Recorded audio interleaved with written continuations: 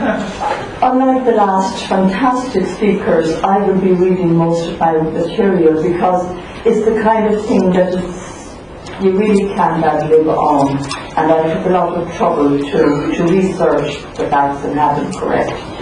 So I hope you won't be too bored.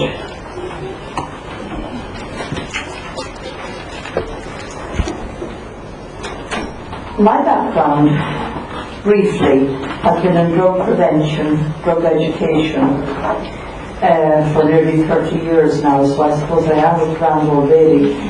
But I also happen to be a trained counsellor, family counsellor, bereavement counsellor, and I am a volunteer, of the volunteers. And I suppose for the length of time that I have been engaged with families who have lost loved ones to drug abuse makes me very passionate about the task at hand. And I think Peter and I will agree, it's like banging your head of a stone wall. And it's quite a breath of fresh air when you come to Scandinavia, because there is definitely a more healthy attitude here, and certainly among the members of UNGDOMSKONFERANSE. I'm a Luddite. I can't do that. I'm more comfortable with these, so little patience. You see, this terminology is terribly important, and I have brought handouts. I haven't copied this, but I can give you to photocopy, because these are very, very important terms that you see. When you see these terms coming up, you have to be alerted that this person may be on the side coming out to want drugs to be legalized. They come out with trite terms like reform the UN conventions. UN conventions aren't working, they're out of date, let's reform them. They will also say, look, the global war on drugs is lost. Millions of people are using drugs, the war is lost. We have to look at reforming the conventions. Let's be realistic in our policies. Look at the Dutch. My God, the figures that come out from the Dutch to the EDMCDDA would make you think that it was heaven to live there. Instead, you only have to walk around the streets of Amsterdam and other cities, and it's like being in a drugs supermarket. Let's normalise drugs. Everybody's using them. Let's be pragmatic. We shouldn't be criminalising kids for using drugs. The policies, well, they're more harmful now than the drugs themselves. My goodness, we've got to change the policies. Stop the drugs. The drugs are not as harmful. Let's have a look at harm reduction, which Peter Stoker is going to talk about. Harm reduction. That's what we've got to do, because we have lost the war on drugs.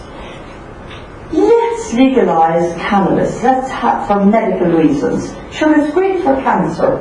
Glaucoma, if you're going blind, smoke a joint, boys. You'll do great. That's what they like us to think. Well, when they're up against somebody like me, they'll say, okay, so we'll control the sale of drugs. Let's control them. We'll sell them in pharmacies. Nobody over 18 can buy them. Well, my answer to that is, what about alcohol and tobacco? We've never been able to control their use, and they're legal in Ireland if you're over 18. They're drinking at 10, 11, 12, 13. I do a lot of education at schools. You're looking at the hangovers in classes, absenteeism on Monday. We've never controlled the legal drugs. We've never been able to keep them away from the kids. Can you imagine buying ecstasy or methamphetamine from a pharmacist? I don't know. Anyway, that's what they like us to believe. And what are they talking about? They're talking about one thing and one thing only. Santa's little helper is supposed to be up here helping me instead of eating an apple. Get your butt over there, okay? Because I'm an old lady. That's what they're talking about. Legalization. They come at it in different tongues and in different approaches. But it all boils down to one thing in the end, and don't any of you be fooled by the language. What they want is they want all drugs legalized. Thank you, sir. Now, I have put together the names of some of the major organisations that are involved in, that's not the first page actually, that are involved in working to legalise drugs. I haven't got all of them here because there are simply so many. It's actually mind-boggling, the numbers of organisations out there working to legalise drugs. You will be here for the next 2 days if I was to go through them, and we'd all be asleep on the floor by then. Now, when we look at these organisations, we have to understand where we're coming from first. What are we talking about when we're talking about the global drug policy? Because we have to understand the legal sanctions, the United Nations Convention. Because a lot of politicians actually don't know them, don't understand them. So it's very important that we come out with an educated mind first before we look at legalising. Now, there are 3 UN conventions against drugs, against narcotics. There's the 1961 Convention on Narcotics, which was amended in 72. Then there's the 71 Convention on Psychotropic Substances, and then there's another one in 88 against illicit trafficking. There's also a very important one that Maria's referred to this morning, that is Article 33 of the UN Convention on the Rights of Children. And it states, we must protect all children from the use of and involvement with narcotic drugs. And that is enshrined in the United Nations Conventions, and this to me is just crucial. These conventions provide an international cooperation framework to control narcotic drugs, psychotropic substances and doping agents. They draw a strict line between legal and illegal drugs based on scientific evidence, not on rumour, not on surmising, not on what Joe Soap is doing next door, but on sound scientific evidence. No single government, no minister or politician is free to break these internationally agreed diplomatic treaties. Injecting rooms are included in them. And I say this for a reason, because you have sometimes politicians come along, ministers, and they get carried away with the trends, and they say, well, maybe we should be looking at this, or maybe we should have injecting rooms.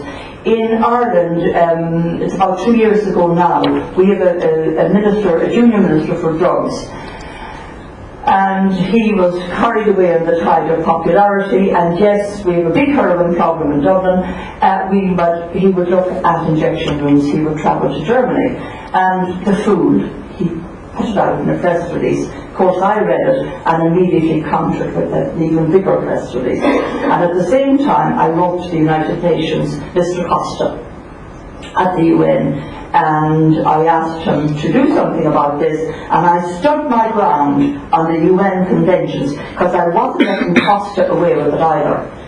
Your man went to Germany, he came back, nothing happened, and next thing, some journalist obviously followed him, because there was a huge piece in the national newspaper saying that Minister Ahern was not going to open any injection rooms in Ireland, that Mr. Costa had written reminding them of the United Nations conventions, and that this was outside the framework and that we couldn't do it in Ireland. I think this is very relevant to your country, and I'm just sharing the information with you. The only circumscribed exception around the drugs issues concern medical and scientific research and or projects, such as the heroin trials that they had in Switzerland. The UN drug conventions constitute the international prohibitionist architecture. This is so many nations coming together, prohibiting the use of and involvement with these very dangerous substances that are outlawed because they are not safe for human consumption. You have George Soros, the American, well, he's actually Hungarian by birth, and that's another story. Now, he is a multi-millionaire, so-called philanthropist. You have Peter Lewis in America, John Sterling, another one of them, and a man called Richard Dennis in Chicago. They're multi-billionaire financiers. And they're all tied into financially supporting highly questionable organizations and individuals with their vast wealth in an effort to legalize all drugs. So you have organizations like EURAD and UMN and the rest of us trotting around the place, plugging, and the NDPA in the UK trotting around plugging the holes, and you have these guys plowing their vast wealth into drug legalization. So it is no accident when you hear these very plausible arguments coming out in favour of drug legalization. As I said, they spend tens of billions of dollars to subvert the course of democracy, the rights of children to a drug-free existence, not only for themselves but for their families as well. In the last American presidential election, Soros invested tens of millions of dollars to the Democratic Party to oust Bush because Bush is very anti-drug. The organisation was called MoveOn.org, and I was in Budapest towards the end of the elections. One morning I picked up on CNN and they were going neck and neck, and there was an announcement that Soros had invested another $60 million to the campaign. Now, what's he at? He was buying politicians, he was trying to buy them, corruption in the highest places, and he was attempting to buy the Democratic Party. There are names like Nadelman, Stroop, Perduca and Piniella, Bonino, who was an MEP. You have Engelsman and Jelsman. You have Lord Mancroft of Mentor, great friend of Peter's there, I don't think. And people like that. You have Mike Trace, who was a disgraced former director of the EDMCDDA in Lisbon, and you have handouts there. I photocopied some stuff for you around this thug, and he is a thug. And I speak from the heart because I hold the families that are left when people die from drugs. And this guy was taking money from Soros, calling himself a fifth columnist. He was fired from his job. He got a new job, moved from Lisbon as head of demand reduction at the United Nations Office on Drug Control. What kind of blithering idiots have they working there that they could have taken a man with such a reputation as Mike Trace, who is an Englishman, and I'm sure that Peter would very happily disown him, but I want to say very quickly, he wasn't Irish. Sorry, Peter. He is now director of an organisation called the Bexley Foundation in the UK, very up and coming, big conferences, tons of money. They have these very big conferences with all the important people at them, very, very high fees for them. And he has been just back from Hungary at the International Council on Alcohol and Addictions, the ICAA, had him speaking there at their conference. I wasn't there this year. I wouldn't have darkened its door. Indeed, that organisation is one of the organisations, and it's very important for somebody like me to come out and speak out about them, the ICAA, because they're supposedly highly respected. Their former chairman, Eva Tong, they're all connected with the pro-legalising movement. And then you have the International Greens. I'm sure we have some Green people here today. I don't know what the situation is with Norwegian Greens, but the Swedish Greens are exceptionally good. The Irish Greens are a crowd of blithering idiots. I'm sure that in Norway, they're right. they wouldn't be promoting drug use as much. The international Greens are hell-bent. You Green? No, but I know that the Green, especially Green youth, are very pro-legalization in Europe. Yes, yeah. And they're also veteran Indians. All right, good for you, we support that, so I second that. Now, yes, the Greens, okay. The legalizing movement brought so-called medical pot, they call it medical marijuana. And Keith Stroop, a man who was head of NORMAL, which is the big organisation in the States of pot smokers working to legalise drugs, he said, and I have it on my website, it's one of the top things, he says, quote, "We will use medical marijuana as a red herring to promote the legalising of marijuana." He's now replaced by a guy called Richard Cowan, who has said, "Medical marijuana is our strongest suit. It is our point of leverage which will move us towards the legalization of marijuana for personal use." We can all sit back and smoke dope and tell your granny it's good for the cancer. Has anybody here ever been told, listen, you're a bit overweight or you're terribly stressed out, I think you should take up smoking tobacco?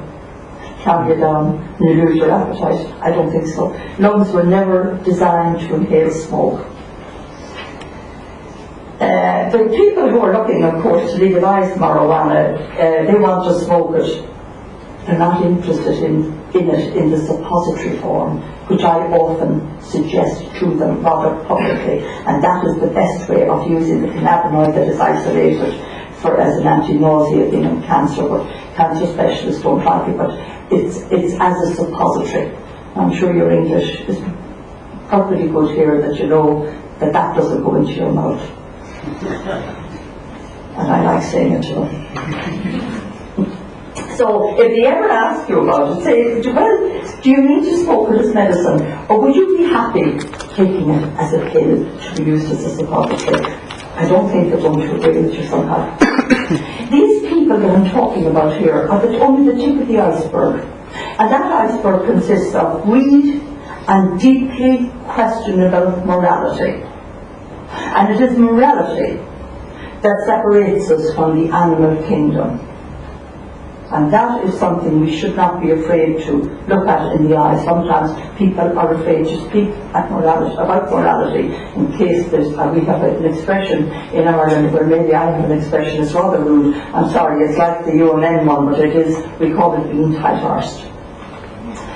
But one of these things you can be sure is that all of them are well financed. Now, these are the beginning of some of the organisations. Long names, I'm going to get through them as I can. The ENNDP is one of them, and it was founded in Rotterdam in the Netherlands in 1987. They're now an international group whose purpose is to normalise, saw that one on the first one, normalise drug policies in Western Europe.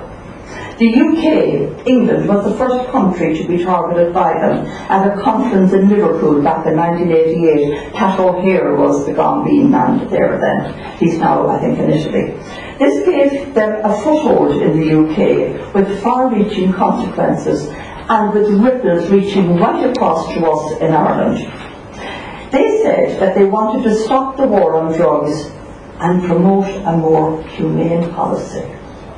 Sit back, inject your drugs.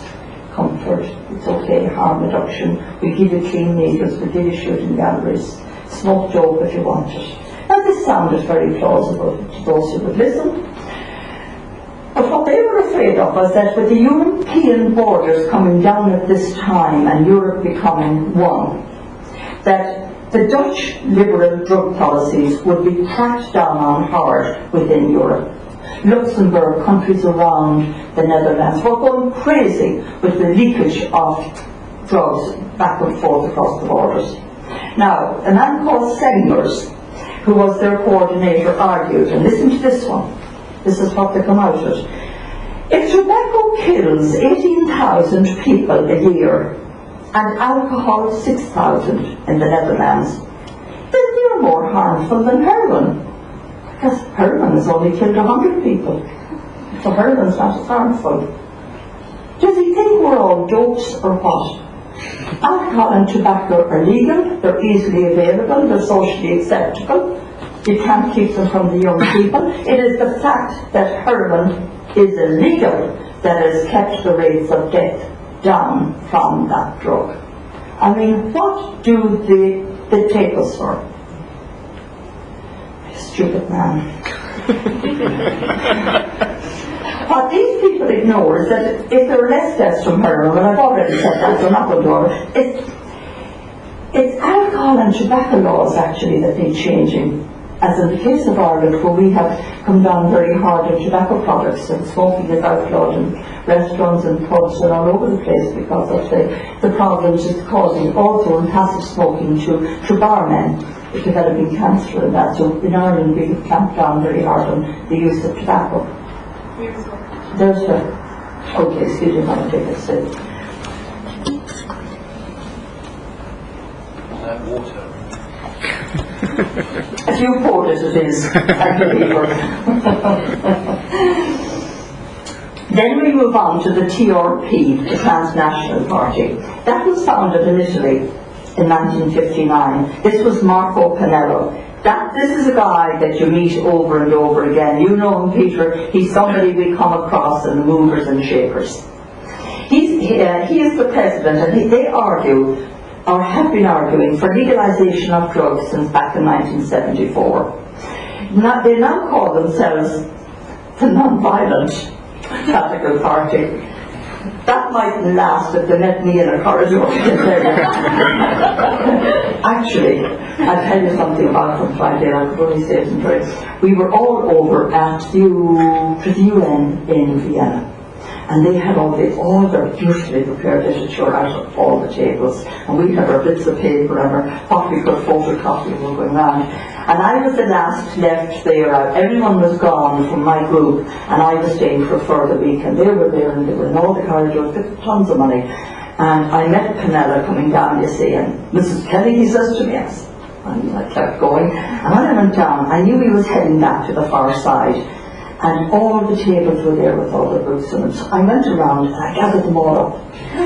I was terrified, but I kept at it. I gathered them all and I kept going and I hid them behind things, the doors into the laboratories everywhere. And then I went back and I put all our papers everywhere.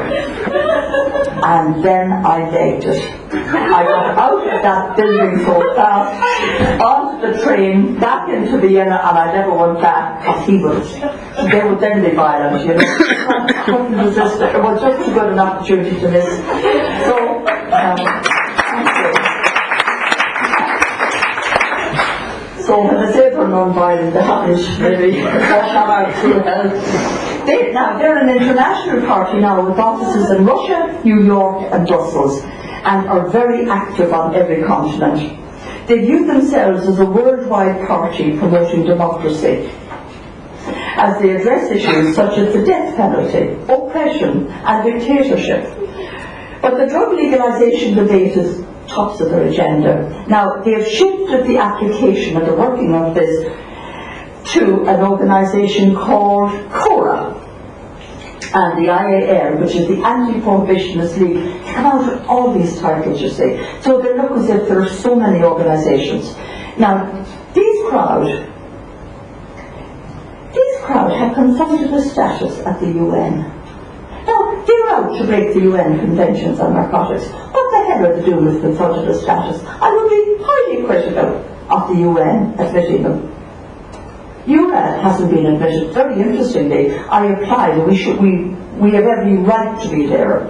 And what I found interesting was I never got any reply, and I kept writing saying we should have been told, we should have been done, and no response. So the UN is a terrific organisation and we have the highest respect for it, but as in all organisations, there are people there working within it who shouldn't be there. And so you can't put total faith, you have to really keep your eye open. Now, one of their members is a woman called Emma Bonino. Now, I don't know if you're familiar with Emma Bonino up here. She was a former MEP in the European Parliament, and she was Commissioner for Refugees. She had a very high image. She was a thundering bitch. I met her over and over again. She really was. No apologies for saying that about Benino. I really don't. She was a very, very dangerous individual. We knew her comings and goings, we knew her there, and I know what I ever was thought. She probably would think the same about me, mind you. Now, after that we have the IAL. This is another one. Now, how they do it firstly is they focus public attention on lifting drug prohibition by disobeying the law. Now, then by organising and co-sponsoring conferences. And they do this by directly lobbying politicians, physicians, lawyers and the media concerning the use of drug injection rooms. Harm reduction measures, crude medical marijuana or smoked pot, hemp as raw material for consumer goods, for instance the head shops and body shops, and all other matters related to drug prohibition.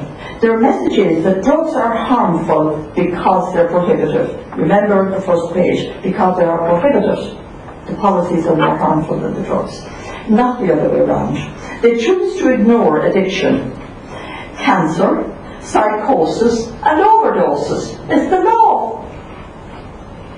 Now, not to mention drug-related crime. My God in heaven, in Ireland at the moment we have criminals shooting each other on the streets. The police have now been given flak jackets because they're afraid that it's like Chicago in the old days. They're actually every morning you put on the news and another couple of criminals have been shot dead in Dublin. In fact, I was to be on a television programme last night.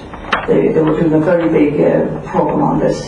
And I was sorry I missed it. Not that I wasn't thrilled to be here, I can tell you, but you know, I would love to have a shot at it. For example, one of the things to do is to hand out cannabis in public places and they smoke it and they hand it around. They've done it in Dublin too. This causes problems with the police and the legal system and draws the attention of the media, makes great coverage, great photographs and that you see. Good PR. PR is very important in this particular business and it causes confusion in the public mind. People say, they want too many harm. Be all right. You have Marco Paducah, another one. He's the director, and he's on all kinds of boards. He's also the UN representative, their UN representative. He is editor-in-chief of something that will come up on your computer screens called LIAFAX. It's their publication of the Drug Legalizing Organisation. And he is director of the Central Council, which is a very important name to remember. They come out with all the professionals promoting reforming of the conventions. The Central Council and NCOD, this is their main thing now, and they have new conventions prepared. They denounce the impotence of regressive laws against the dissemination of prohibited drugs. The UN conventions on narcotics are a thorn in their sides. Then you have CORA. Their radical anti-prohibitionist coordination to come out of all of these things. What would you do, UN or EURAD? They were founded in 1989, again with Canella, specifically to focus on drugs and drug legalization. They're a non-profit association of the Italian Radical Party. CORA abused the facilities of the EP office, OD, some years ago to promote their ideas.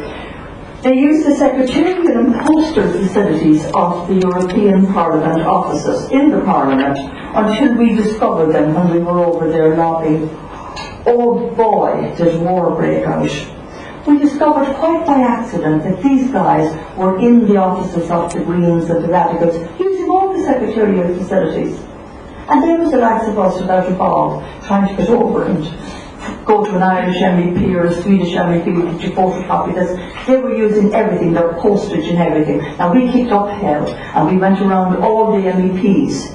And the MEPs that were in favour, and mostly they stopped it because they too were angry. And I have to say, the Irish MEPs, with the exception of the Greens, were absolutely fantastic. And they threw them out.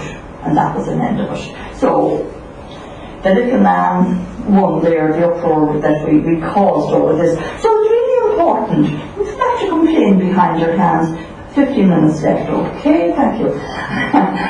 But I'm galloping through it. It's very important to speak out. You know, democracy is a great thing, free speech is a great thing, provided you don't abuse it. Now, again, the core activities have been taken over by the PAA, Parliamentarians for Anti-Prohibitionist Action. That is, the Greens, the Italian Radicals, the ones in the European Parliament who were given them their offices to use. Now they've taken it on board and they're working along with NCOD and the IAL, who I'll tell you about just in a while, if they're not totally confused by them. You have the European Cities on Drugs policies. Now, they're now defunct.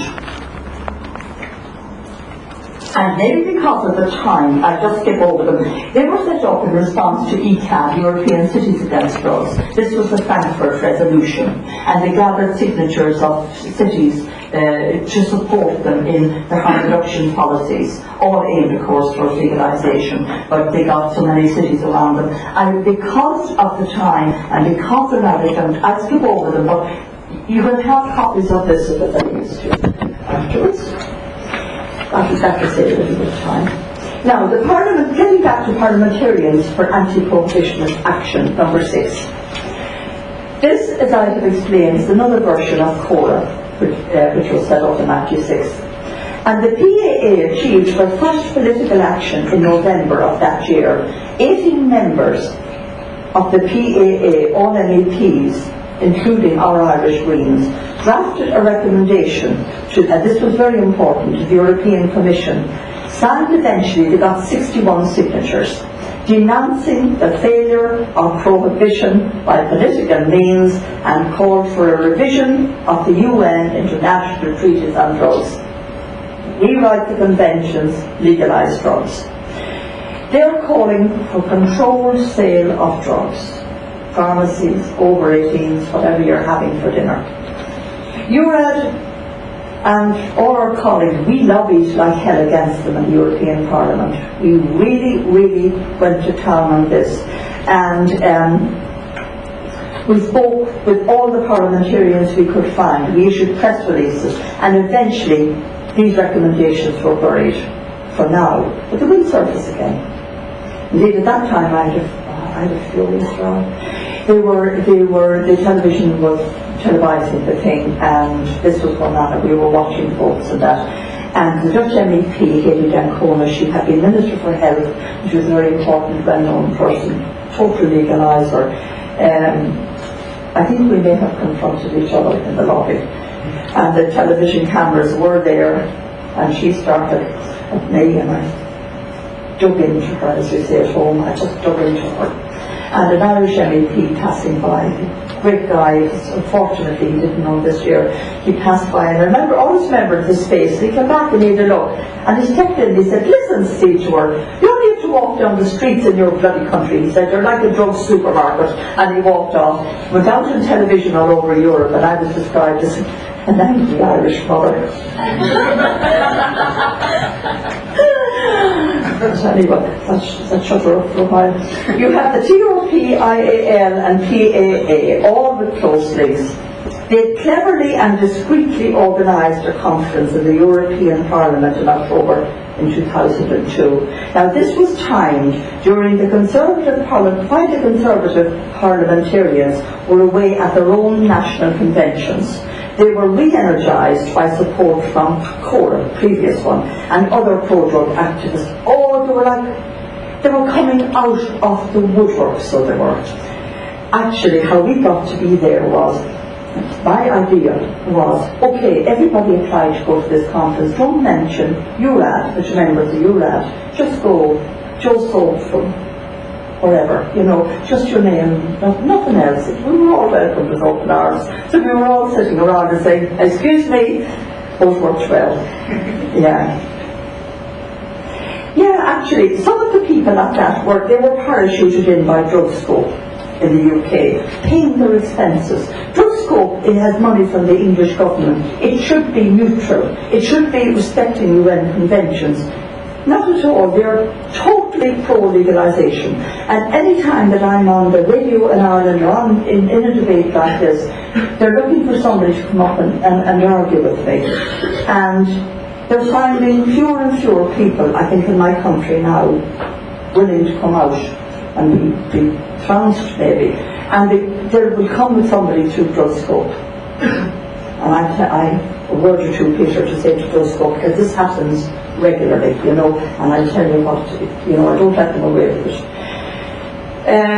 The supporters there again, I won't go through them, the whole list of the names I've already mentioned. You have, because of the time, EURAD Network is a harm reduction organisation for those on methadone, as the name implies. It began in Amsterdam in 1990 in the wake of the Frankfurt Resolution, the one that's now defunct. Its publication is European Methadone Guidelines. EURAD Network works behind the scenes with the above-mentioned organisations. They use slick presentations aimed mostly at politicians, showing methadone as a cheap option in drug control. Now, I spoke about methadone earlier, and this is what they do, and this is the way it's put forward as a cheap option in drug control. You can't control addiction. You have to treat addiction, and the only way you can treat addiction is by bringing the addict to abstinence. They gave guidelines actually at the Harm Reduction Conference in Belfast recently on how to bring your own methadone to Belfast, and I set everything up to the police up there actually, and to the Lord Mayor objecting that they were bringing controlled substances. I got a lot of pleasure out of that into Belfast. I was very disappointed that conference took place because I had very close involvement with City Hall there, and now they're going down that road. 5 minutes left. Okay, NCOD, nearly there, or the Council on Drugs and Development, is a very important and very dangerous newcomer on the scene. It was founded in '93 in Belgium, a coalition of 14 or so European NGOs based in Antwerp in Belgium. They're now one of the foremost players in the field, in my opinion, in pushing for drug legalization and rewriting the UN conventions. The initiators were active in the field of development cooperation. They saw the position as an opportunity to strengthen the voice of illicit crop growers in the southern part of the world. They called for political alternatives for drug-producing countries. Cocoa to be legalized, production of soft derivatives of that drug as a medicine, tooth powder, rub it on your gums, boys, like Kate Moss, and in tea. NCOD want the UN Conventions on Narcotics revised. They want cocoa legal outside Bolivia, and in 1997 they had a meeting with the cannabis consumers. The plan was to create an international coalition of organisations to take on the UN, put into it. I was there. I was invited by the UN to attend that meeting in New York, and I went around and I gathered signatures from everyone there objecting to their presence and what they were doing, and we sent them up to Kofi Annan. No reply, but at least we sent them in. And then you have the Census Council, which I mentioned earlier. Emmanuel Reinhardt is the director. The French town is Census, a very dangerous organisation. Their intention is to serve as an international watchdog which gathers expertise to facilitate new initiatives on global drug policy. They want to legalise all drugs. The new conventions are ready to be presented by these people. The money is pouring in from George Soros, and it is a very, very dangerous time to live in, and people like yourselves and ourselves and others have to be very much on the ball here and understand what's happening, because you see, a lot of politicians are like journalists. They know a little about a lot. They don't know a lot about everything. My late husband was a journalist, my son was a journalist, so I'm not knocking journalists, I'm just being absolutely practical. Zara's Open Society Institute is one you have to watch, because that is the Open Society Institute that looks so benevolent, and that is the one that is promoting the use of drugs. Now, the organisers of this conference, the young people of Norway, represented here by Anna and Marius and Siv and all the wonderful young people from UNGDOMSKONFERANSE. You are to be congratulated for your vision in drawing public awareness to the dark underbelly of the drugs world. I am so impressed by what you're doing. The international legalizing consortiums with their vast wealth. To combat the epidemic that we are experiencing, we need to know the real enemy. The enemy is not the suffering addict. The enemy are those promoting a free market for illegal drugs. To examine the international dimension is crucial to our understanding. The future belongs to our young people. They have a human right to be protected and to be supported by us in their quest for a drug-free existence. They are our future. You are our future. On behalf of EURAD, I salute you, and I'm very proud to stand alongside you. Now, if you need any reminding of the dark underbelly of the drugs world, I'm going to show you an acetate from an international drugging chatline.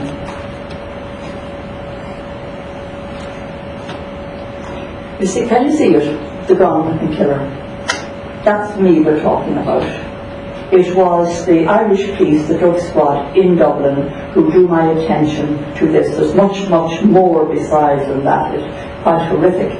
And so these are the wonderful people who are out there saying, let's be realistic, let's do this and that. That is the real dark underbelly of what is happening. And that was a discussion on an international chat line that was found by the drug squad when they raided a house and took away a computer.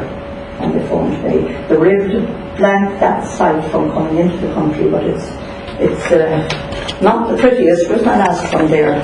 I would prefer this one, folks. This is my favourite.